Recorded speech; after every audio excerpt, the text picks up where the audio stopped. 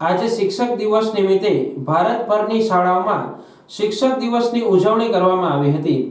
દરરોજ જે શાળામાં અભ્યાસ કરતા હોય તે વિદ્યાર્થીઓને જ એ જ શાળામાં આજે શિક્ષક બનવાનો અવસર મળ્યો હતો। ત્યારે વિદ્યાર્થીઓએ ઉત્સાહભેર ભાગ લઈ શિક્ષક દિનની ઉજવણી સાથે શાળાનું સમગ્ર સંચાલન વિદ્યાર્થીઓ દ્વારા જ કરવામાં આવ્યું હતું। નાની ખસારી પ્રાથમિક શાળામાં શિક્ષક દિવસની ઉજવણી કરવામાં આવી હતી, જેમાં અનેક વિદ્યાર્થીઓએ ભાગ લીધો હતો। શિક્ષક દિવસની શરૂઆત ક્યારથી કેવી રીતે થઈ એ બાબતે ટૂંકમાં જોઈએ તો ડોક્ટર સર્વપલ્લી રાધાકૃષ્ણ બાળપણથી જ હોશિયાર હતા।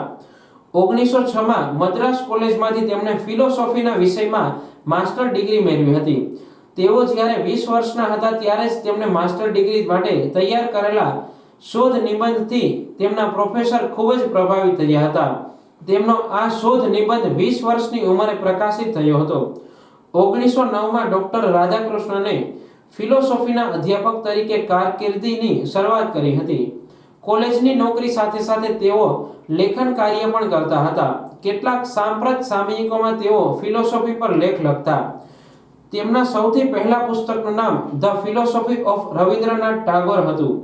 1926માં હાર્વર્ડ યુનિવર્સિટીમાં તેમણે ઇન્ટરનેશનલ કોંગ્રેસ ઓફ ફિલોસોફીમાં તેમણે કોલકાતા યુનિવર્સિટીનું પ્રતિનિધિત્વ કર્યું હતું।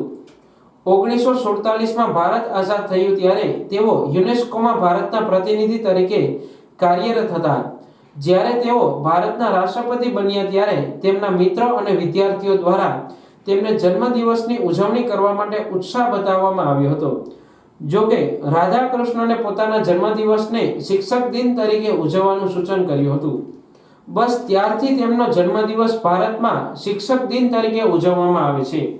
શિક્ષક દિનની ઉજવણી નિમિત્તે વિદ્યાર્થીઓ દ્વારા જ તમામ શૈક્ષણિક કાર્ય કરાવવામાં આવે છે।